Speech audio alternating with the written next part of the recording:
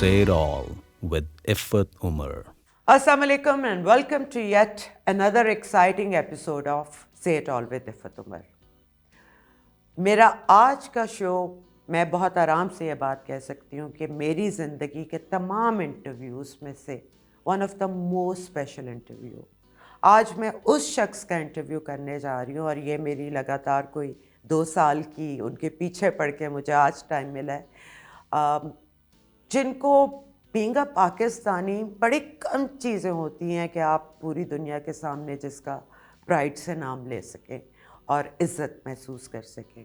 और मैंने जब भी किसी गैर मुल्की से बात की है या किसी महफ़िल में मैं बैठी हूँ, अगर पाकिस्तान में चंद ऐसे नाम जिनका आप प्राइड से नाम ले सकते हो पूरी दुनिया में, वो उनमें से एक हैं। उनका नाम ही उनका तारुफ है। मैं बात कर रही हूँ one and only doctor Parvez हूद भाई। जी हाँ, it's not Hud boy, it's हूद भाई।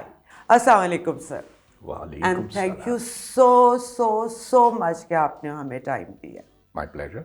सर, सबसे पहले ये बताएं कि इतनी आप साइंस की बात करते हैं और साइंस की जो सबसे बड़ी ईजाद, रेवोल्यूशन, स्मार्टफोन है, वो आपने रखा नहीं हुआ।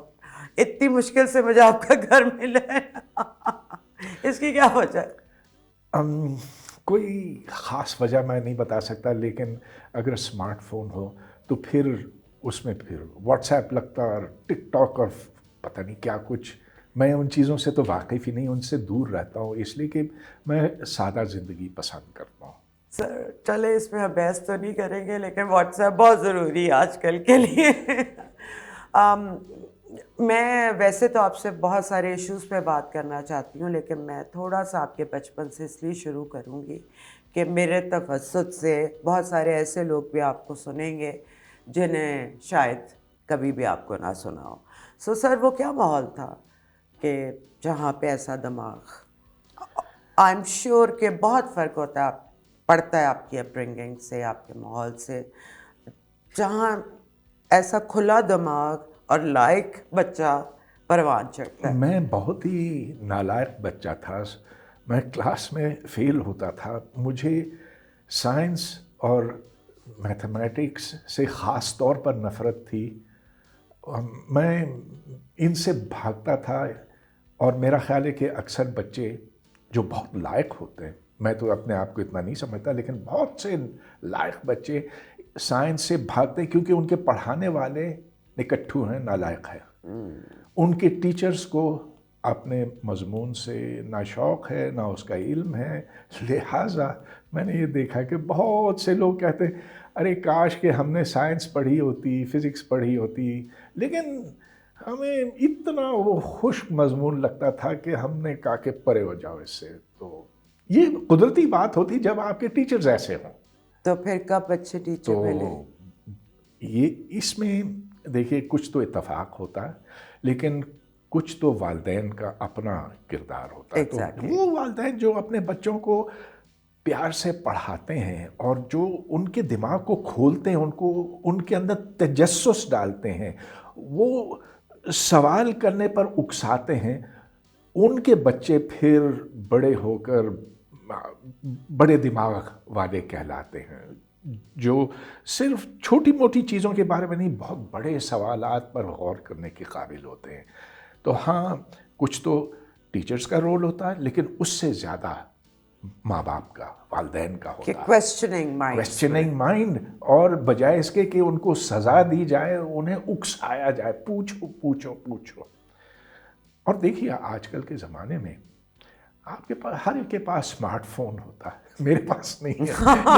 ये मैं क्योंकि आपके पास स्मार्ट माइंड है। नहीं, पता नहीं, मेरे पास कंप्यूटर है, तो कंप्यूटर पे सब कुछ हो जाता है, लैपटॉप पे सब कुछ हो जाता है, मुझे इसकी ज़रूरत ही नहीं।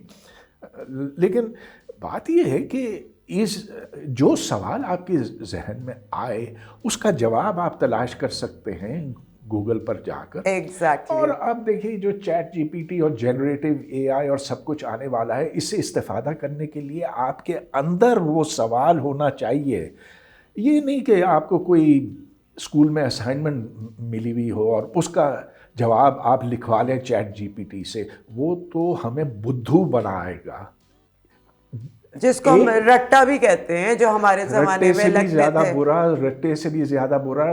رٹے میں تو کم از کم آپ کو کچھ تو یاد کرنا ہوتا نا. یہ جو لعنت آئی ہے آرٹیفیشل انٹیلیجنس اسکولوں میں, جس سے ہر بچہ ہر سوال کا جواب بس اپنے فون پر حاصل کر سکتا ہے. چیٹنگ کو چھوڑیے, اسائنمنٹس بے معنی ہو گئی ہیں.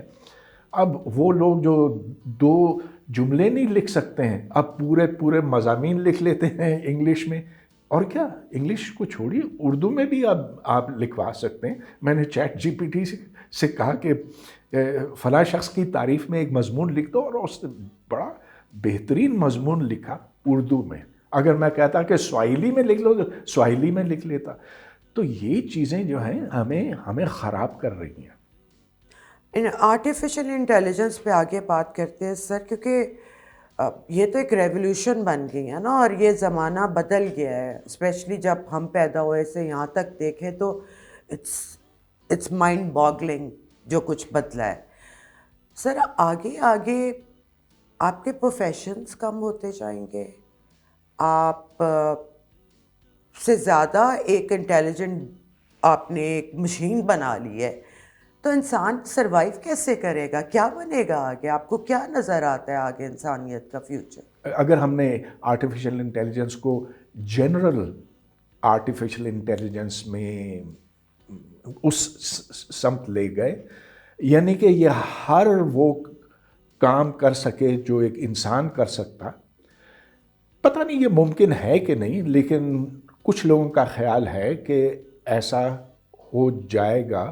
کب ہوگا کوئی کہہ نہیں سکتا, لیکن ہم نے اپنی زندگیوں میں جو دیکھا ہے تو اس سے واقعی بہت بڑا فرق پڑا. یہ جو ساری, اب مثال کے طور پر آپ گوگل پر جاتے ہیں, آپ نے کوئی اس میں لائن ٹائپ کی اور آپ نے اس میں غلطی کر دی, تو وہ آپ کو بتاتا ہے کہ آٹو کریکٹ, اور وہ آپ کو بتاتا ہے کہ اصل سوال آپ کیا پوچھنا چاہ رہے تھے. آپ کو آپشن آتی ہے کہ آپ نے یہ ٹائپ کیا لیکن اصل یہ ہے. ہاں.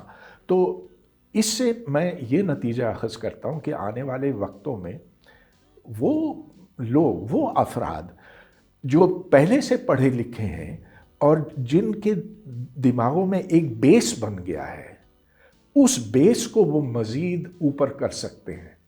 لیکن وہ جو بالکل زیرو لیول کے ہیں, یعنی کہ وہ جو صرف 3-4 الفاظ ٹائپ کر سکتے ہیں, ان کی سپیلنگ آتی ہے, وہ اسے استعمال کریں گے ایک بیساکھی کے طور پر, like a crutch, and that will lead to their stupidification. وہ بدھو بنتے چلے جائیں گے. دوسری طرف ایک ایسی نسل نکلے گی جو ان سے میلوں اوپر ہے. تو اب جو ہمارے سماج کے اندر, اور یہ صرف پاکستان کی بات نہیں ہے, یہ پوری دنیا کے اوپر صادق آتا ہے, لیکن پاکستان میں خاص طور پر جہاں پڑھے لکھے بہت کم ہیں. سر ہم تو ویسے ہی میلوں دور ہیں آلریڈی. مطلب آپ دیکھیں گے اس سے فرق اور بڑھے گا, اس سے بھی زیادہ, اس سے بہت زیادہ بڑھے گا. اب آپ دیکھ لیجئے کہ پاکستانیوں کو ملازمتیں نہیں ملتی ہیں پوری دنیا میں. وہ جاتے ہیں بیچارے سعودی عرب یا قطر, دبئی, اور ادھر کیا کرتے ہیں, ڈرائیوری کرتے ہیں وہ. اور اب تو سیلف وہ ڈرائیونگ کارز بھی آنی شروع ہو گئی ہیں. برتن دھونے کے لیے, کوئی جھاڑو پوچھے کے لیے, ایسے کاموں کے لیے پاکستانی حاضر ہیں. 80% ویزے جو دیے گئے پچھلے سال وہ ان کاموں کے لیے ڈرائیور ویزا کہلاتے ہیں. کہاں گئے وہ لوگ جو ٹیچرز, پروفیسرز, انجینئرز کے طور پر باہر جایا کرتے تھے؟ ہاں اب بھی ہیں, مگر وہ آٹے میں نمک کے برابر ہے. بیکاز انڈیا سے وہ زیادہ, مطلب اگر ہم اس خطے کی بات کریں تو ساتھ ہی ایک پڑوس میں ملک ہے. انڈیا نے تو خیر ہمیں بالکل وائپ آؤٹ کر دیا ہے, لیکن دوسری طرف آپ دیکھیں گے بنگلہ دیش کے بھی لوگ آپ کو مل جائیں گے دبئی میں, اور وہ اچھے پوسٹ پر ملیں گے. بالکل. پاکستانی کم ہوتے چلے جا رہے ہیں, اس لیے کہ یہاں جو تعلیم کا معیار ہے وہ گرتا چلا گیا. سر اب ویزے بند ہو گئے. ہاں, وہ سارے آپ کو آیات تو سنا دیں گے, وہ حدیثیں آپ کو سنا دیں گے, کیونکہ وہی چیز وہ اسکول میں پڑھتے ہیں. اور یہ جو نیا جو واحد قومی نصاب ہے عمران خان والا, اس نے تو اور ہمیں اس طرف پہنچا سر اس دیا۔ پہ بھی ہم ڈیٹیل میں بات کریں گے سر. چلے وہاں یہ تو آپ کے میں نے جتنے بھی لیکچر سنے آپ نے بہت دفعہ بتایا بھی ہے, لیکن اگین تھوڑا سا اس کو بتائیں کہ پاکستان بنایا کیوں تھا, کیوں بنا, اصل وجہ کیا تھی؟ قوم کو دھوکہ دینا تھا کہ ہم تعلیم میں جو ناہمواری ہے اس کو ہم ختم کریں گے. ہم جانتے ہیں کہ وہ جو ایچ ایس ایم کے پڑھے ہیں اور گرامر سکول اور سٹی سکول کے, اور دوسری طرف وہ جو 500 روپے والے اسکول میں پڑھتے ہیں یا کسی سرکاری اسکول میں پڑھتے ہیں, ان میں زمین اور آسمان کا فرق آ جاتا ہے جب یہ بڑے ہوتے ہیں, جب ملازمتوں کی بات ہوتی ہے, جب یہ دیکھا جاتا ہے کہ کون کس کام میں لگ سکتا ہے. تو ظاہر ہے کہ یہ چیز ہر پاکستانی کو کھٹکتی ہے. تو جب کوئی آ کر یہ کہہ دے کہ میں اس تمام فرق کو مٹا دوں گا اور ایک نصاب پوری قوم کے لیے یہاں اب آئندہ ہوا کرے گا, تو لوگ کہیں گے واہ واہ, اس سے کیا خوبصورت چیز ہو سکتی ہے. مگر اس سے بڑا دھوکہ بھی کوئی نہیں ہے. یہ دیکھیے کہ حکومت نے یہ تو مسلط کر دیا. اچھا یہ دیکھیے صرف عمران خان کا قصور نہیں ہے. عمران خان نے تو یہ سنگل نیشنل کریکولم کا آئیڈیا دیا نا, اور اس پر کچھ کام شروع کروایا, لیکن جب پی ڈی ایم حکومت آئی تو اس نے اس پر کام بہت سیریسلی کیا. اور تو اور پولیس والے اور میجسٹریٹ پنجاب کے اسکولوں میں پہنچے, پولیس والوں کے ہاتھوں میں ڈنڈا کہ یہاں قرآن پڑھایا جا رہا ہے اور صحیح تجوید کے ساتھ. سر مولوی بھی ایک بٹھا دیے تھے انہوں نے شروع میں کہ میں وہاں بیٹھ کے چیک کیا کریں. بالکل بالکل. I mean, this is religious fascism. Because religion تو ایک ایسی چیز ہے جو گھروں میں شروع بچپن میں سکھا دیا جاتا ہے. جس گھر میں آپ جس ریلیجن میں پیدا ہوتے ہیں اس سے زیادہ آپ نے اس پہ کوئی تھیسس تو نہیں لکھنا نا. ظاہر ہے, اور لوگوں کے مسلک بھی الگ ہوتے ہیں, اس پر بھی جھگڑے ہوئے ہیں. مگر اور تو اور ادھر مولویوں کو وہ اوپر اٹھایا گیا کہ آج ان کا زور ایسا ہے کہ کوئی حکومت ان کو ہلا نہیں سکتی. پہلے بھی بہت تھا, آج اس سے بڑھ گیا ہے. آپ رضوی اب کو آپ دیکھ دیکھ لیں, لیجئے, وہ ٹی ایل پی کو مجال ہے آپ کچھ بول سکو. ٹی ایل پی کو آپ کچھ نہیں کہہ سکتے. آپ یہ دیکھیں کہ اسلام آباد میں جہاں ہم اس وقت بیٹھے ہیں تو ہر گلی میں ایسے مدارس بنے ہیں, ایسی مسجدیں بنی ہیں جو لوگوں کی زمینیں چھین کر ان پر قبضہ کر کے بنی ہیں. اور مجال ہے کہ کوئی اس پہ کچھ بول سکے, کیونکہ آپ تو اس کو مسمار بھی نہیں کر سکتے. ہاں, پھر آپ اسلام کے دشمن بن جائیں گے, اسلام خطرے میں آ جائے گا, اور پھر ہجوم جمع ہو جائے گا, اور وہ کہے گا کہ جس نے یہ کہا کہ یہ اس غیر قانونی مسجد کو گراؤ, اس پر پھر کفر کا الزام لگ جائے گا. میں الجزائر گیا تھا, مراکش گیا تھا اور مصر گیا تھا, اور ان ملکوں میں بالکل مختلف صورتحال ہے. حالانکہ یہ مسلمان ملک ہیں, وہاں کوئی مولوی اذان اپنی نہیں دے سکتا. It is a pre recorded اذان, جو کہ کانوں کو بھلی بھی لگتی ہے. ہاں بہت اچھی لگتی ہے. ادھر کوئی مدرسے کا لونڈا آ کر اس کی پھٹی ہوئی آواز میں اذان دیتا ہے. Sir I call it moment of glory. ہر انسان کو شوق ہوتا ہے نا کچھ کرنے کا, تو یہ ان کا مومنٹ ہوتا ہے کہ آج میری باری ہے. اصل میں ہوا یہ کہ آج صبح میں سن رہا تھا اذان ایک آواز میں شروع ہوئی اور دوسری آواز میں ختم ہوئی, کیوں اس کی آواز پھٹ رہی تھی.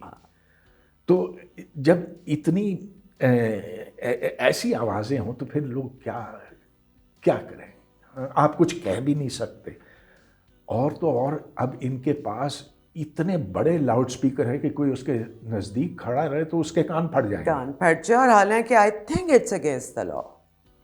ہاں, کہنے کو تو یہ خلاف قانون ہے, اور ویسے بھی لاؤڈ سپیکر تو حرام بھی تھا ایک زمانے میں. لیکن قانون تو یہاں ڈنڈے کا ہوتا ہے, اور مولوی کے ڈنڈے سے اس ڈنڈا کیا ڈنڈے سے بھی زیادہ ان کے پاس ہوتا. اچھا سر, اگر ہم انڈیا سے الگ نہ ہوتے ہم ایک ہی ملک رہتے ہیں اور ہماری ایک اچھی خاصی نمبرز بھی ہوتے ہیں بیکاز پاپولیشن کے حساب سے جتنا وہاں پہ نمبر ہے اور جتنا اگر ایک ہی ہوتا تو ہماری ایک اسٹرانگ پوزیشن بھی وہاں پہ ہوتی. آپ کو کیا لگتا ہے تب جو کہتے ہیں کہ ہمیں بہت برا سلوک ہوتا وہاں, ہمیں مار دیتے, جو کہ اب ہو بھی رہا ہے, تو واٹ ڈو یو تھنک, آپ کی اپنی پرسیپشن میں آپ کو کیا لگتا ہے کہ اگر نہ الگ ہوتا تو کیسا ہوتا, اور ہونے کے بعد تو اب ہمیں پتہ ہی ہے کیسا ہے؟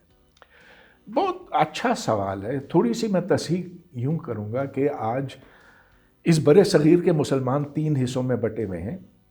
سب سے بڑا حصہ شاید پاکستان میں ہے پاپولیشن کے لحاظ سے 250 ملین, لیکن بہت زیادہ فرق نہیں ہے. اچھا 250 ملین یہاں پر ہے, انڈیا میں کوئی 220 ہیں اور بنگلہ دیش میں 200 کے لگ بھگ ہیں.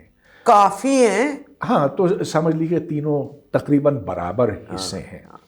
اچھا, اگر بٹوارا نہ ہوتا سن 47 میں تو اتنے زیادہ مسلمان ہوتے کہ وہ پھر بہت بڑی اقلیت ہوتی. ایگزیکٹلی. اور ان کا زور اسی حساب سے زیادہ ہوتا.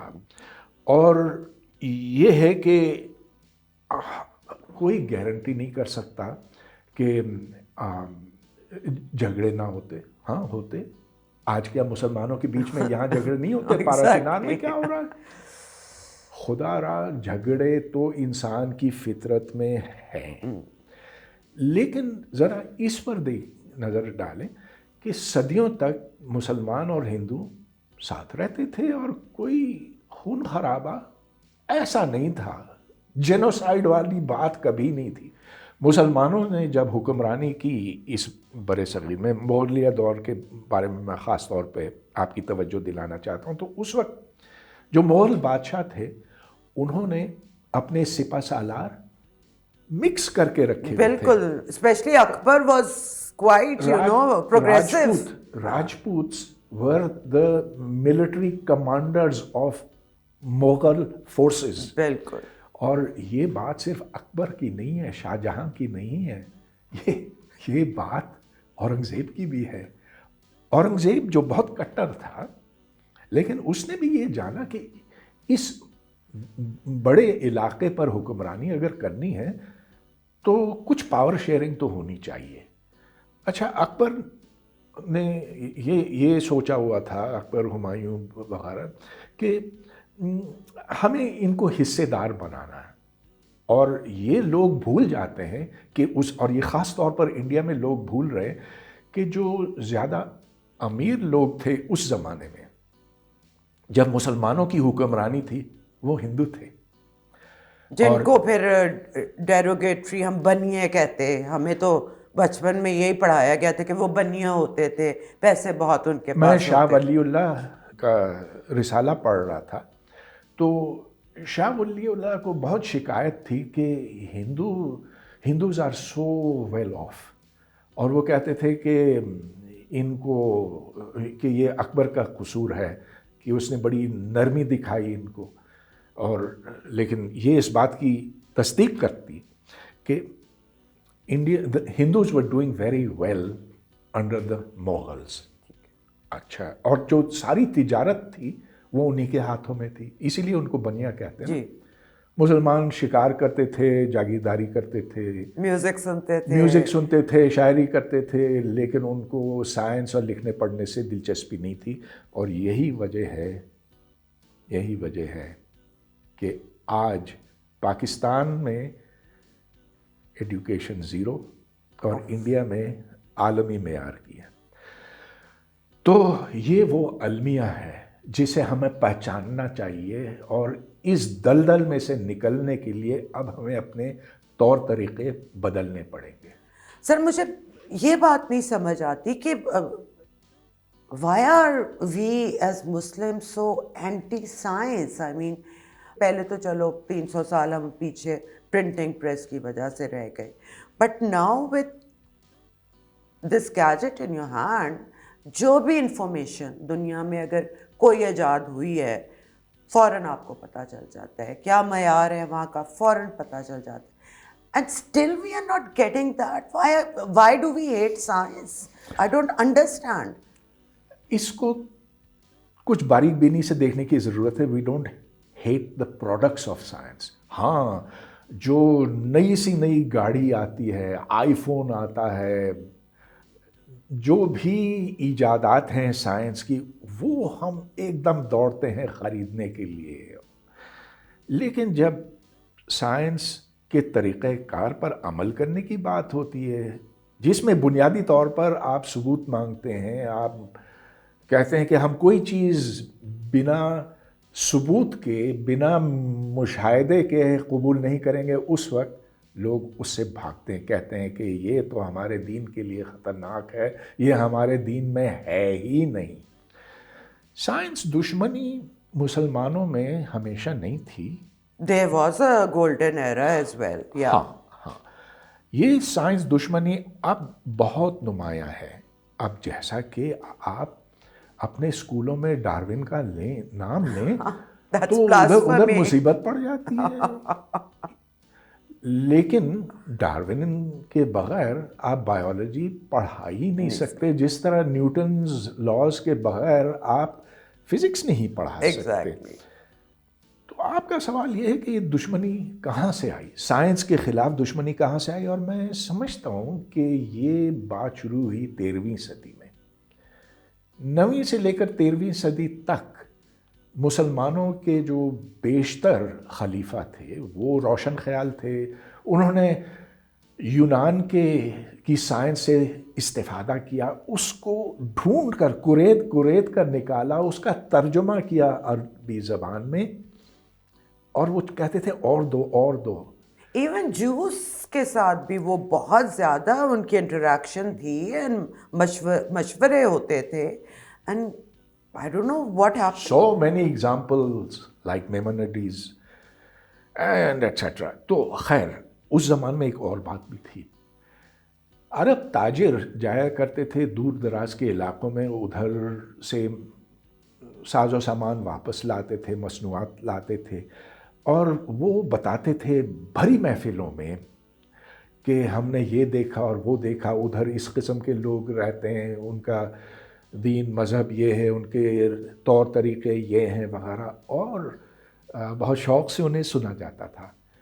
लेकिन जो दिमाग बंद होता गया तो इनको बाहर कर दिया गया.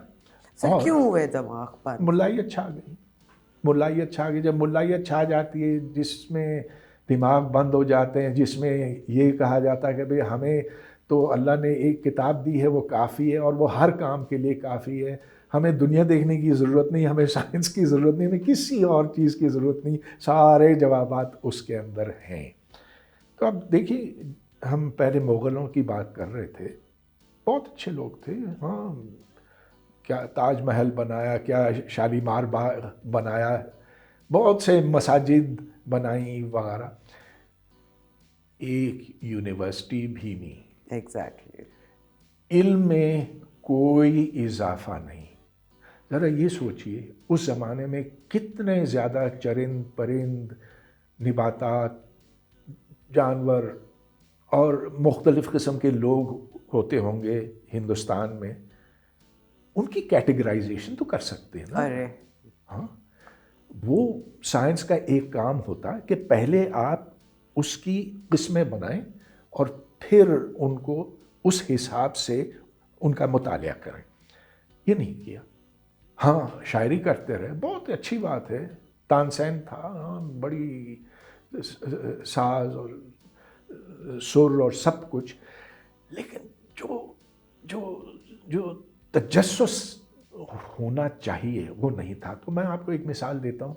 एक अंग्रेज़ सफ़ीर यहाँ आया टॉमस रो के नाम पर, और वो शाहजहाँ के पास गया और उसने कहा कि देखो, यूरोप में ये ऐनक बनी है, ये दूरबीन बनी है, ये कैलिपर्स बने हैं नापने के लिए, ये बना है, वो बना है, आप देखना पसंद करेंगे? तो दरबारियों ने और बादशाह खुद ने उसको देखा, कहा कि हाँ, ये तो बड़ी अच्छी चीज़ है. तो फिर ऐनक लगा कर دیکھا, اس سے بہت اچھا نظر آتا, یہ کتنے کا ہے؟ اس نے قیمت بتا دی تو خرید لیا, لیکن یہ پوچھا نہیں کہ اس کا اصول کیا ہے, اصول کار کیا ہے, why does it work. Again no تجسس, جو ہم آج بھی کر رہے ہیں, یعنی کہ ہم خریدار ہیں, ہم صارف ہیں, consumers of products, consumers of knowledge. مگر یہ چیز زیادہ دور نہیں چل سکتی. تو ہم پہلے جو بات کر رہے تھے نا آرٹیفیشل انٹیلیجنس کی, وہ بھی اسی طرح کی چیز ہے کہ ہم کنزیومر اگر بنے اور پروڈیوسر نہیں بنے تو پھر یہ ہمیں اور پیچھے دھکیلے گا. نتیجہ اس سے میں یہ نکالتا ہوں کہ ہمیں اپنے بچوں کی تربیت بالکل مختلف طریقوں سے کرنی پڑے گی. ویسے نہیں جیسا کہ آج ہوتا ہے, رٹاؤ رٹاؤ رٹاؤ, اکساؤ ان کو سوال کرنے پر. سر, جب یونیورسٹیز میں آپ جنات کی باتیں کرنا شروع کرتے ہیں, جب ہاسپٹل میں آپ دم والے پانی کا ڈاکٹرز علاج کرنا شروع کرتے ہیں, تو وہاں آپ کیا ایکسپیکٹ کرتے ہیں؟ اور تو اور لمس کے ایک پروفیسر ہیں, he is the head of the biology department, جس نے کہا کہ سورہ رحمان سے ہر مرض کا علاج ہوتا ہے بشمول کینسر کے, اور کہتا ہے کہ میں نے اس پر ریسرچ بھی کی اور اس کا ثبوت بھی ہے میرے پاس. ارے بھائی ایسی بات ہے. سر, ابھی انڈیا میں ایک وہ جو ان کے ہیں ایکس کرکٹر ہے, انہوں نے آ کے بہت بولا کہ میری وائف نے یہ کھایا وہ کھایا, اس سے کر کے شی از کینسر فری, اور میں آج بتاتا ہوں کہ اس پہ کیس ہو گیا ہے. سر, ایسے لوگ تو ہر طرف ہوتے ہیں, انڈیا میں ہیں, امریکہ میں ہیں. اب آپ دیکھ لیجئے جن کو ہم کویکس کہتے ہیں. ہاں, امریکہ میں کویکس کی کوئی کمی نہیں ہے, چائنا میں کویکس ہیں, انڈیا میں کویکس ہیں, یہاں پر بھی کویکس ہیں. لیکن ان ملکوں میں جو ترقی یافتہ ملک ہیں, جن کے اندر سائنس پہلے سے آ چکی ہے, ادھر کویکس کا کوئی اثر نہیں ہوتا. یہاں ہمارے کویکس تو اوپر پرنسپل بنے ہوئے ہیں, ہیڈ آف ڈپارٹمنٹ سے منسٹرز بنے ہوئے ہیں, ملک چلا رہے ہیں. سر, میں پرائم منسٹر. تو اب یہ دیکھیں کہ مودی بھی ایک طرح کا کویک ہے, بالکل, جس نے یہ کہا کہ پلاسٹک سرجری ہم نے تو ہندوستان میں صدیوں پہلے شروع کی ہوئی تھی, اور کہ ہمارے خلائی جہاز یہاں سے مریخ تک جایا کرتے تھے. اور جی سر, وہ بھی ایک انٹائٹلمنٹ ایک نئی آئی ہے انڈینس میں بھی, کہ ہم تو سائنس میں ہم نے تو پتہ نہیں کیا کر دیا تھا. اس میں کہاں تک سچائی ہے؟ اس پر تھوڑی دیر کے بعد بات کرتے ہیں. لیکن کویکس انڈین سوسائٹی کے اندر بہت ہیں, مگر جو فرق ہے ان میں اور ہم میں کہ وہاں سائنسدانوں کا ایک مضبوط طبقہ ہے, جنہوں نے ایک عالمی طور پر اپنا نام پیدا کیا ہے, جن کی اپنی ڈسکوریز ہیں, جن کے اپنے اوریجنل پیپرز ہیں مختلف موضوعات کے اوپر, اور وہ ان کویکس کو اوپر نہیں آنے دیتے. ایک حد تک وہ اوپر چڑھتے ہیں, پھر دروازہ ان کے لیے بند ہو جاتا ہے. ایسے یہاں پر نہیں ہے. تو یہ فرق ہے ہم میں اور ہندوستان میں. Quacks are there, quacks are here, but they have limited the space for quacks. ہم اسی پہ بات کرتے ہوئے آگے چلتے ہیں سر, کہ جو آپ نے کہا اس پہ بات کرتے ہیں, اس خطے میں جس کو ہم سب کانٹیننٹ کہتے ہیں, اس کی ہسٹری میں اگر ہم جائیں تو سائنس کا کتنا اس خطے میں تعلق رہا ہے؟ اگر ہم پرانا شروع سے دیکھیں تو میں نے تو جو میری ایک عام انسان کی نالج ہے کہ زیرو واز یہاں پہ انڈینس نے ڈسکور کر لیا تھا. یا جو قدیم ہندوستان تھا, ادھر برہمنوں میں خاص طور پر ریاضی کو بہت بڑا مرتبہ دیا جاتا تھا, اور ادھر ٹریگنومیٹری اور جیومیٹری اور کچھ ریاضی کے ایسے شعبے ہیں جہاں پر ان کا مکمل دھیان تھا, فوکس تھا. تو اس کا یوں آپ حساب لگا سکتے ہیں کہ جو اس زمانے کے بڑے ریاضی دان تھے, جیسا کہ آریہ بھٹ ہے, یا اس ان کے سر وہ آرکیٹیکچر سے بھی پتہ چلتا ہے, because that again is mathematics, اور بڑا انہوں نے ڈیٹیلڈ اور اونچے اونچے مندر ان کے جو بنے ہوئے ہیں, آئی ایم شیور کہ وہاں پہ تھا اس کا. بالکل تھا. اور ہندوستان کی جو قدیم تہذیب تھی, یعنی کہ مسلمانوں کے آنے سے پہلے کی بات ہے, وہ خود ختم ہو گئی تھی. ان کی آپس کی لڑائیاں تھیں, اور اس وجہ سے جب یہاں پر مسلمان پہنچے تو ان کو وہ چیزیں زیادہ دکھائی نہیں دیں. تو جب یہاں پر مارکو پولو آیا, یا اس کے بعد اس کے بعد مسلمانوں کی آمد ہوئی, ان کو کچھ نظر آیا, اور انہوں نے رپورٹ یہ کیا کہ ہاں یہاں کچھ تھا لیکن اب وہ ختم ہو گیا. اب جیسے جیسے نئی تحقیق ہو رہی ہے تو پتہ چل رہا ہے کہ ہاں ان کی ریاضی خاص طور پر بہت ایڈوانس تھی, اور یہ عربوں کے ذریعے سے یورپ تک پہنچی, جو زیرو کی ایجاد ہے. اب یہ ہم دعوے سے نہیں کہہ سکتے کہ وہ ہندوستان کی ایجاد ہے یا چین کی ہے, کیونکہ چائنا اور انڈیا کے بیچ میں بھی آنا جانا تھا, بہت زیادہ نہیں لیکن تھا, اور اس طرح سے آئیڈیاز ایک سے دوسری جگہ تک جا سکے.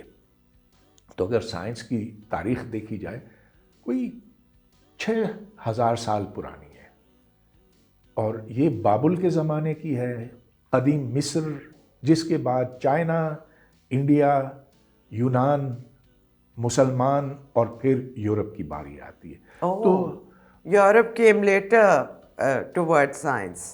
یس, یورپ تو اندھیرے میں چھایا ہوا تھا. وہاں جو علم کے چراغ ہیں وہ مسلمانوں نے جلائے. اب مسلمانوں کو وہ علم کہاں سے ملا؟ یونان سے. یونان کو کہاں سے ملا؟ کچھ چائنا سے ملا, کچھ بابل سے یا مصر سے ملا. غرض یہ کہ سائنس کسی ایک تہذیب کی ایجاد نہیں ہے. Obviously.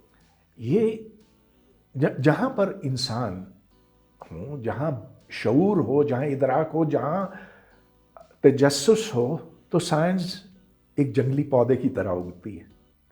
اچھا سر, ہم اب پریزنٹ پاکستان پہ آ جاتے ہیں, تھوڑی سولوشنس پہ بات کرتے ہیں.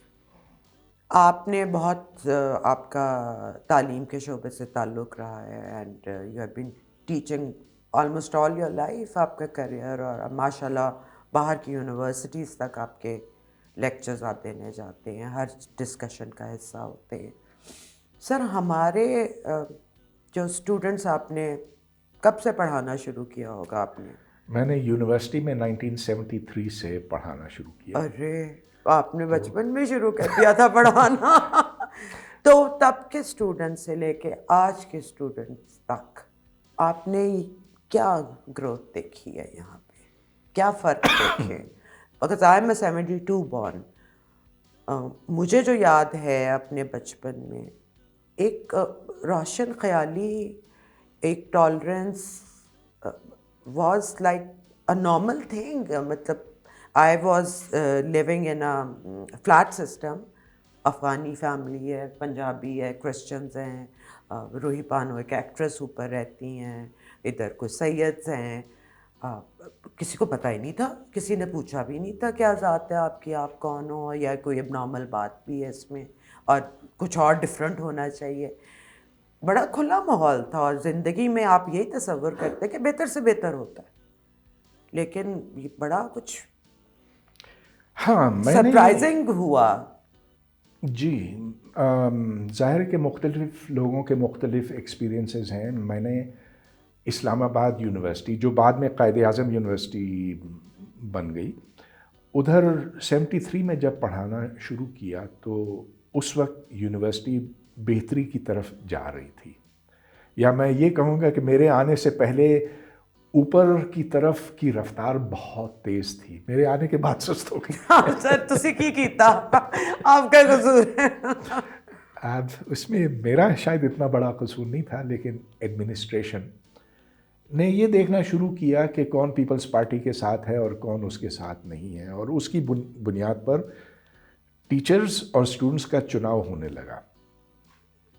یہ پہلا قدم تھا. بعد میں جتنے وائس چانسلرز آئے انہوں نے اپنی سیاسی پسند اور اپنے دینی پسند کے حساب سے یہ چناؤ کرنے شروع کیا. اچھا، آج آپ دیکھیں تو ڈپارٹمنٹس میں، قائد اعظم یونیورسٹی کے ڈپارٹمنٹس، کچھ پختون ڈپارٹمنٹ ہے، کچھ پنجابی ڈپارٹمنٹ ہے، کچھ شیعہ ڈپارٹمنٹ ہے جس میں کسی سنی کو نہیں گھسنے دیتے. تو یہ ایک عجیب صورتحال پیدا ہو گئی ہے. یہاں ابھی حال میں جو لڑائی ہوئی وہ پختون اور پنجابی اسٹوڈنٹس کے بیچ میں ہوئی. اس سے پہلے شیعہ سنی فساد ہوا یونیورسٹی کے اندر. پہلے ایسے نہیں ہوتا تھا، اس لیے کہ اسٹوڈنٹ یونین ہوا کرتے تھے، اور یونین میں یہ ہے، یونین کی اپنی خرابیاں اپنی جگہ پہ، لیکن یونین میں یہ ہے کہ آپ کسی ایک شخص کو، ایک اسٹوڈنٹ کو الیکٹ کرتے ہیں پریزیڈنٹ، اور پھر اس کی پوری ٹیم ہوتی ہے، اور وہ اس بنیاد پہ نہیں کر سکتے کہ وہ سنی ہے یا پٹھان ہے. وہ پھر اپنی پچ دیتا ہے کہ میں یہ کر دوں گا، وہ کر دوں گا، ہاسٹل صاف کر دوں گا، اسٹوڈنٹ سلیکشن کے سسٹم کو بہتر کروں گا، کلاس رومز کو صاف کروا دوں گا. یعنی کہ جو عمومی بھلے کے لیے باتیں ہوتی ہیں اس کی بنا پر وہ ووٹ لیتا ہے. اب وہ ضیاء الحق نے ختم کر دیا، اور ضیاء الحق کے بعد سے اسٹوڈنٹس یونین بحال نہیں ہو سکی ہے. تو آج صورتحال یہ کہ کوئی مسلک کی بنیاد پہ اور کوئی صوبے کی بنیاد پر لڑنے کے لیے تیار ہو جاتا.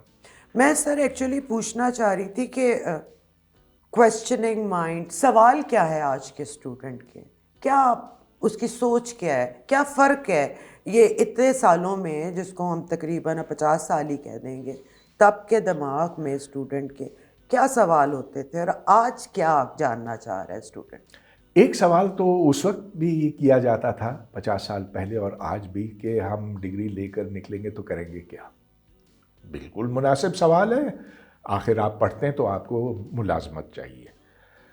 اچھا، تو اس کے حساب سے اسٹوڈنٹس پڑھتے تھے، اور وہ سیریسلی پڑھتے تھے آج کی نسبت، اور انہیں پتہ تھا کہ انہیں جاب ملے گی یا نہیں ملے گی، اس کا انحصار اس پہ ہے کہ اس نے کتنا اچھا پڑھا، یا پھر اگر مزید پڑھنا ہے، باہر جانا ہے، تو اس کے لیے اپنے سبجیکٹ کو جاننا ہے. اب ہوا یہ ہے کہ ہمارا یونیورسٹی کا نظام اس قدر چوپٹ ہو گیا کہ ہر ایک کو ڈگری مل جاتی ہے، اور ڈگری ایک کاغذ کا ٹکڑا ہے، محض ایک کاغذ کا ٹکڑا ہے. اس کے ساتھ جو سیکھنا، جو علم وابستہ ہے، جو ہنر اس کے ساتھ وابستہ ہونے چاہیے، وہ نہیں ہے. لہٰذا ڈھیروں ڈھیر آج کل ڈگریاں بانٹی جاتی ہیں. سر میرٹ ہی اب کچھ سمجھ ہی نہیں ہے میرٹ کی.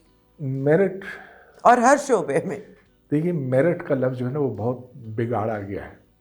میرٹ کا اصل مطلب یہ ہونا چاہیے کہ آپ نے اس مضمون کے بارے میں کتنا کچھ سیکھا ہے، ایگزیکٹلی اس پر آپ کی کتنی گرفت ہے. اگر آپ کو ڈگری مل گئی اس گرفت حاصل کیے بغیر، تو اس کا مطلب یہ کہ آپ ڈگری یافتہ ہیں، میرٹ یافتہ نہیں. ایگزیکٹلی. تو اب ہوا یہ کہ اتنی یونیورسٹیاں بنا دی گئی ہیں، اس میں پڑھانے والے، اینڈ اسپیشلی جو پرائیویٹ ہے اس کا تو کچھ سمجھ نہیں آتی. اور تو اور جس طرح کے ہمارے ٹیچرز ہیں، دیکھیں ہم کہتے ہیں نا کہ ہمارے جرنیل، ہمارے سیاستدان، ہمارے بزنس مین یہ بڑے کرپٹ ہیں. اس سے بھی زیادہ کرپٹ، یا کم از کم اس لیول کی کرپشن ہمارے اپنے ٹیچرز کی ہیں، جو اپنے اس مضمون سے نابلد ہیں. اس سے وہ پیار نہیں کرتے، اس کو پڑھا نہیں سکتے. کلاس میں آتے ہیں کچھ تو ایسے ہیں جو شروع کے 10 منٹ تلاوت میں نکال دیتے ہیں. پھر کچھ ہیں جو پھر پوچھتے ہیں اچھا تمہارا کیا نام, تمہارا کیا نام, اچھا, اور وقت یوں گزار لیتے ہیں. سر ابھی تلاوت پہ بھی ہے اور پھر اپنی فیوریٹ پارٹی, پھر اپنی فیوریٹ پارٹی, پھر اپنا فیوریٹ اسٹوڈنٹ, پھر کچھ تو اس قدر گرے ہوئے ہیں وہ لڑکیوں کی طرف کہتے ہیں اچھا تم کو پاس ہونا ہے تو آ جاؤ میرے پاس. اس لیول کی چیزیں اب ہو گئی ہیں یونیورسٹیوں کے اندر کہ اب ادھر سے ڈگری لینا بے معنی ہو گیا. I swear. یہ زوال اچانک نہیں آیا, ویسے یہ اس بات کا نتیجہ, دیکھیے ہر چیز کے پیچھے ایک تاریخ کی دھار ہوتی ہے. تو اگر آپ سن 47 کی طرف جائیں, جب پاکستان بنا, پنجاب یونیورسٹی واحد یونیورسٹی تھی مغربی پاکستان میں, ادھر ڈھاکہ یونیورسٹی تھی. ادھر کے بیشتر اساتذہ, اچھے اساتذہ جو نامور پروفیسر تھے, وہ یا تو گورے تھے یا پھر ہندو تھے. مسلمان آٹے میں نمک کے برابر تھے. اور یہ ہم نے پہلے بھی ڈسکس کیا کہ مسلمانوں کی کوئی علمی تاریخ نہیں تھی اس برِ صغیر میں. چنانچہ سن 47 میں پنجاب یونیورسٹی میں جو لوور لیول کی فیکلٹی تھی وہ مسلمان تھی, باقی سارے ہندو تھے یا فارنرز, انگریز تھے. ان کو جب بھگا دیا گیا تو جو نیچے کے لوگ ہیں وہ اوپر آئے. پنجاب یونیورسٹی کا وہ حشر کر دیا کہ آج وہ یونیورسٹی کہلانے کے قابل ہی نہیں. سر میں نے وہاں سے ماسٹرز کیا ہوا ہے, مجھے شرم آتی ہے بتاتے ہوئے, لیکن چلے میرا ڈپارٹمنٹ فائن آرٹس تھا تو عزت رہ جاتی ہے. ہاں, فائن آرٹس میں اور میوزک ڈپارٹمنٹ پتہ نہیں اب بھی ہے کہ نہیں. ہاں, ختم کر دیا. دیکھیے جو تنگ ذہن لوگ ہیں وہ میوزک کو نہیں برداشت کر سکتے. سر ڈانس بری چیز ہے, میوزک بری چیز ہے, جو فطرت کے قریب چیز ہے. آپ فطرت کے اتنے اگینسٹ یہ ملک چلا جاتا ہے کہ ایک ایسا انسان بنتا ہے جس بیچارے کے اندر فرسٹریشن اس قدر ہے اور وہ ایک بڑی انہیپی زندگی گزارے. Pakistanis are very unhappy people. Of course, ہماری انجوائمنٹ کس میں ہے؟ نہ ہم گا سکتے, نہ ناچ سکتے, نہ خوشی کا اظہار کر سکتے, تو بس ادھر کھانوں میں ہم لگے رہتے ہیں. یہ قورمہ بناؤ, وہ بریانی بناؤ. تو اگر اس لیول کی ہماری انجوائمنٹس ہیں تو پھر ایسے ہی ہوگا نا. یہ آپ سمجھ لیجئے کہ طالبان سے بہت زیادہ مختلف نہیں ہے. سر مجھے تو ڈر لگ رہا ہے کہ وی آر گوئنگ دیئر. آپ دیکھ لیجئے ادھر اسلام آباد میں ہر گلی میں مدرسہ ہے جو آپ پہ نظر رکھے ہوئے ہیں. آپ کو یہاں پارکس میں کتنی عورتیں دکھائی دیں گی جو باہر کی. اچھا, ابھی حال میں بنگلہ دیش گیا تھا جی. میں نے ادھر رمنا پارک, وہ میرے ہوٹل کے ساتھ تھا, میں کانفرنس کے لیے گیا تھا, تو میں نے دیکھا کہ ادھر لڑکیاں لڑکے کھلے گھوم پھر رہے ہیں. کچھ پیار کی باتیں بھی ہو رہی ہیں. بنگلہ کا تو مجھے نہیں آتا, لیکن اشاروں سے تو خیر سبھی کو پتہ چل جاتا. مجھے لگا کہ حالانکہ وہ بھی ایک مسلمان ملک ہے لیکن کھلا ملک ہے. سر آپ سعودی کو دیکھ لیں. آپ سعودی کو میں سعودی تو نہیں گیا ہوں, لیکن میں الجزائر گیا ہوں, مراکش گیا ہوں, مصر گیا ہوں, اور وہ اس طرح کے بند معاشرے نہیں ہیں جیسے پاکستان. دبئی تو خیر بہت ہی ایڈوانس ہے. دبئی میں تو یہ ہے کہ well everything is allowed. اچھا, اب جتنا آپ لوگوں کو گھٹائیں گے, جتنا اس کے اوپر آپ ایک ہولڈ ڈالیں گے, اتنی ہی ان کی تخلیقی صلاحیتیں بجھیں گی, ختم ہوں گی. بالکل. اتنی ہی ان کی تجزیاتی صلاحیتیں مار دی جائیں گی. تو یہ تو نقصان ہم نے اپنے آپ ہی کو پہنچایا. چلیں سر اب سولوشن بتائیں. آپ کے ہاتھ میں پاور ہے اور آپ نے یہ ٹھیک کرنا ہے نظام. تعلیم سے ہم شروع. پہلی بات تو میں یہ کہوں گا کہ وزارت تعلیم کو ختم کرو. نہیں سر آپ کو دی جائے. نہیں وہ میرے بس کی بات نہیں ہے. ہم یہاں پر ایک ایسا نظام تعلیم چاہتے ہیں جیسا کہ باقی دنیا میں ہے.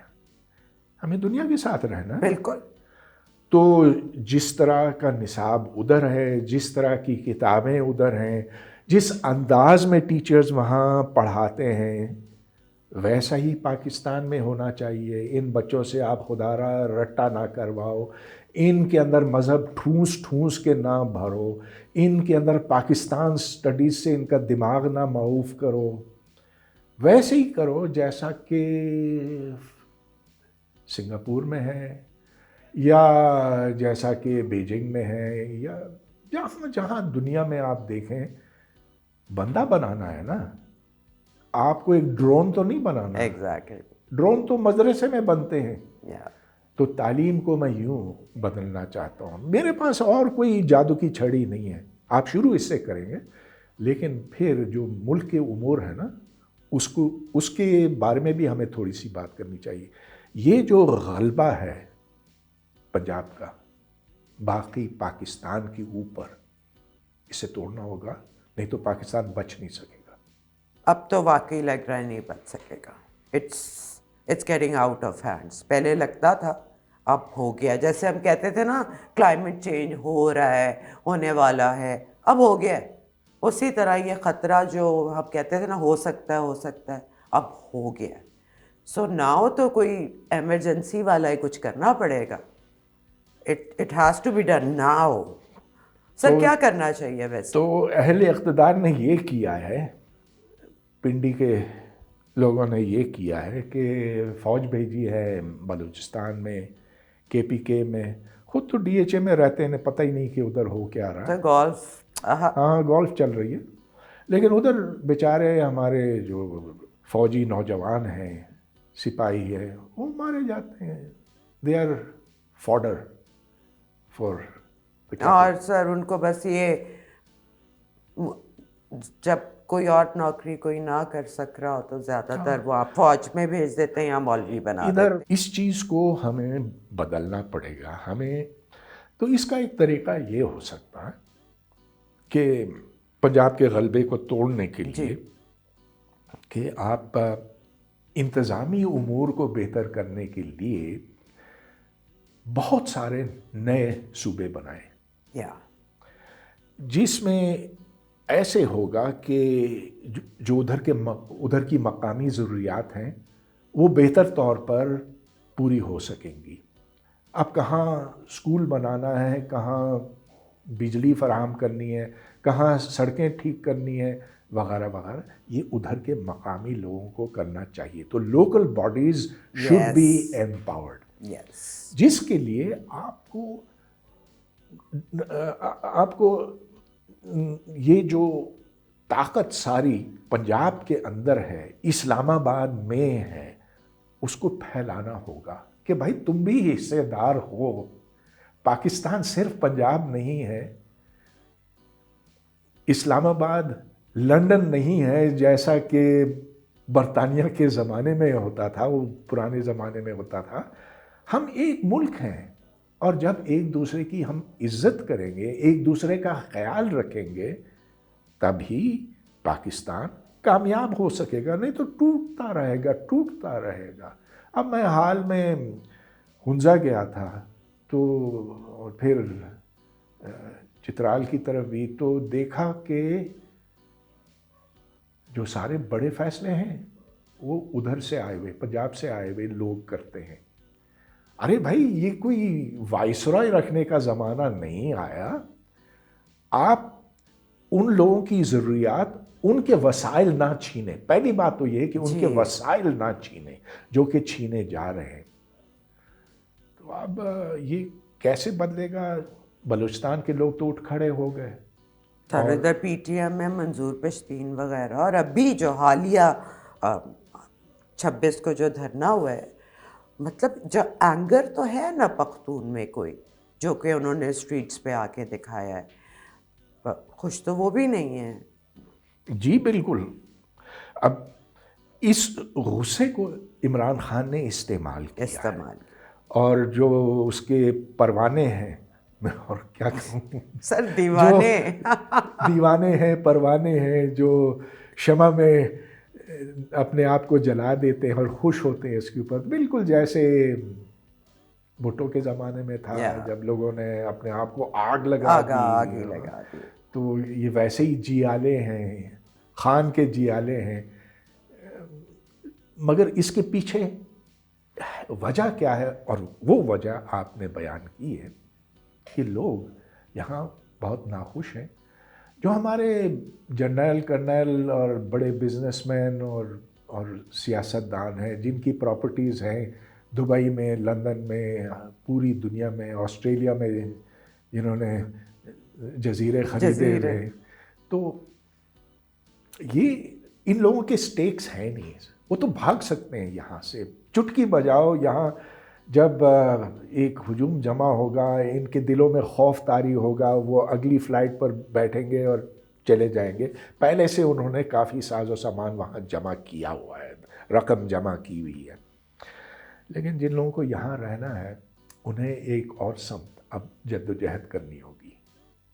سر وہ جد و جہد کیا انقلاب کی صورت میں ہی ہوگی؟ نہیں، انقلاب نہیں، خدا نہ کرے ادھر انقلاب آئے. انقلاب آئے گا تو یہ طالبان والے لائیں گے جی، وہ پھر ادھر ہمیں اتنا پیچھے لے جائیں گے، پتھر کے زمانے کے پاس لے جائیں گے. اور ہمیں انقلاب نہیں، ہمیں یہاں اصلاح کی ضرورت ہے، ریفارمز کی ضرورت ہے، اور وہ ہو سکتا ہے. دیکھیے سر سیاست دان نے تھوڑی تھوڑی جگہ تو لی نا، 18th امینڈمنٹ، NFC ایوارڈ، لیکن پھر ایک نیا شاہکار آ جاتا ہے جو پھر زیرو پہ آپ کو لے جاتا ہے. پھر آپس میں یہ کہ ہمیں وہ اندر کر دیں گے، وہ ان کو اندر، مطلب ایک وہی جو گورے نے کیا تھا ڈیوائڈ اینڈ رول. تو اسٹیبلشمنٹ بھی تو یہی کر رہی ہے نا، پھر آپ پارٹیز کو ایک دوسرے کے اگینسٹ کھڑا کر دیتی ہے. سو پولیٹیشنز ڈو ناٹ یونائٹ، اور کوئی لیجسلیشنز ایسی نہیں بن پا رہی، جو کہ کوشش ہوئی تھی ہلکی ہلکی. 10 سال ہماری ڈیموکریسی چل بھی گئی تھی ٹوٹی پھوٹی، لیکن پھر again you know what happen. So ہمیں پارلیمنٹ کو پاورفل کرنا پڑے گا. ہاں، لیکن پارلیمنٹ میں پھر ایسے لوگ پہنچانے ہوں گے جو سنجیدہ ہوں، جو بحث کریں، جو سوال اٹھائیں، جو صرف پارٹی لائن نہ لیں، جن کا اپنا کوئی ضمیر ہو، جس کی اپنی کوئی سمجھ ہو. لیکن کچھ بہت قابل لوگ بھی ہیں، بہت سمجھدار لوگ ہیں. مسئلہ یہ ہے کہ وہ آواز نہیں اٹھاتے. میں دعوے سے کہہ سکتا ہوں کہ جو طبقہ ہے پورا، اس میں 25 سے لے کر 50% لوگ ایسے ہوں گے جن کی سمجھ ہے، بالکل ہے، مگر جو کچھ کہنا نہیں چاہتے ہیں، کچھ بولنا نہیں چاہتے ہیں، اس لیے کہ وہ اس بھیڑ چال میں شامل ہیں. اب یہی بات میں اسٹوڈنٹس کے بارے میں کہہ سکتا ہوں. میرا زیادہ تعلق تو اسٹوڈنٹس کے ساتھ رہتا ہے، تو میں یہ دیکھتا ہوں کہ وہ اسٹوڈنٹس جو ویسے تو بھیڑ چال میں ہوتے ہیں، لیکن آپ ان کو اکٹھے کریں، ان کے ساتھ آپ بات کریں. تو اسٹڈی گروپس میری ہوتی ہیں اسٹوڈنٹس کے ساتھ وقتاً فوقتاً. میں دیکھتا ہوں کہ ان کا جو شعور ہے وہ کم نہیں ہے، وہ سمجھتے ہیں. ہاں، مانا کہ اکثریت اسٹوڈنٹس کی ایسی نہیں ہے، لیکن بہت بڑی مائنورٹی ہے، اقلیت ہے جو ان چیزوں کو جانتی ہے، ڈیفینیٹلی آواز نہیں اٹھاتی ہے. تو اب وقت آ گیا کہ ان کو اکٹھے کیا جائے. اچھا، میں حال میں بنگلہ دیش گیا تھا، جیسا کہ میں نے آپ کو بتایا. ادھر اسٹوڈنٹس کا بہت بڑا رول تھا حسینہ واجد کو ہٹانے. جی بالکل. اور میں نے بہتوں سے یہ پوچھا کہ کیا تمہارا کوئی لیڈر تھا؟ انہوں نے کہا نہیں.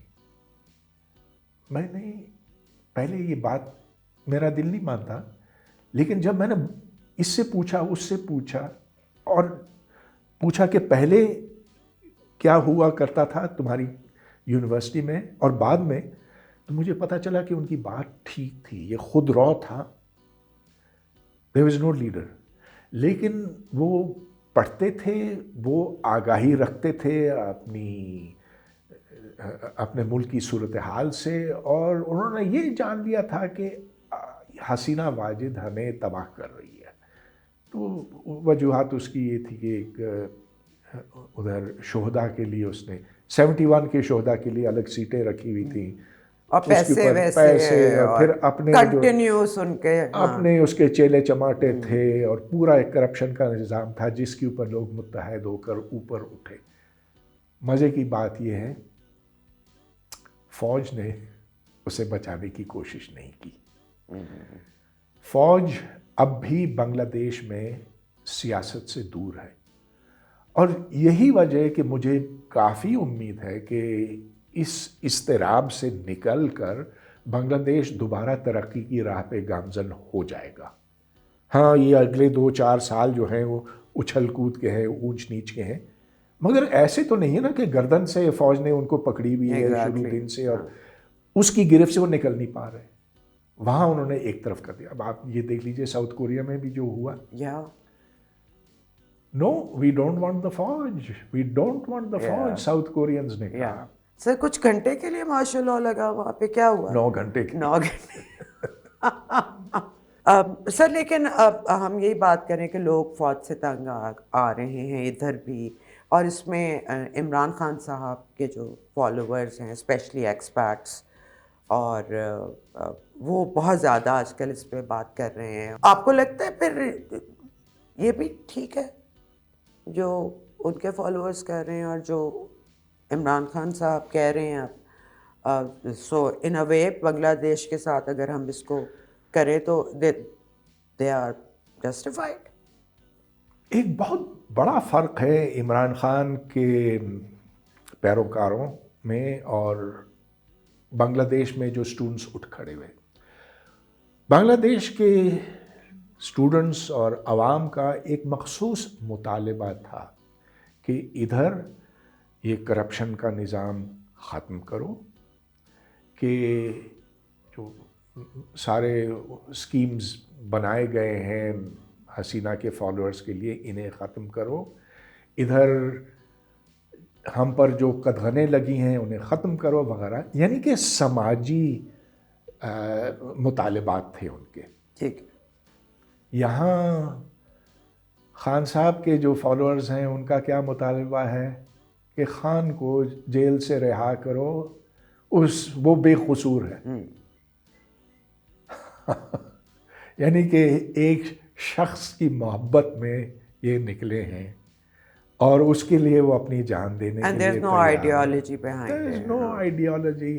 کیا وہ اندھے ہیں؟ انہیں نہیں پتا کہ 3.5 سال جو خان نے یہاں حکومت کی تو وہ فوج کی وجہ سے لایا گیا تھا، فوج کی وجہ سے وہ حکمرانی کر سکا، فوج کو وہ خوش کرتا چلا گیا.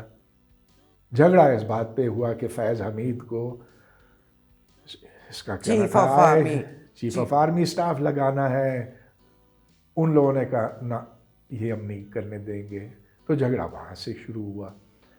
آج بھی وہ یہی کہہ رہے کہ بات تو میں نے فوج سے کرنی ہے، پالیٹیشن کے ساتھ. کبھی عمران خان کا کبھی یہ مطالبہ نہیں رہا کہ ان کی جو ناجائز کمائی ہے اس پر ہاتھ رکھی جائے، کہ انہیں ٹیکس دینا چاہیے، کہ انہیں کوئی حق نہیں بنتا کہ وہ اس ملک کے تمام بزنسز پر اپنا قبضہ جمائیں، کہ وہ کسانوں سے زمینیں چھینیں. تو صرف یہ کہہ رہے کہ خان بے قصور.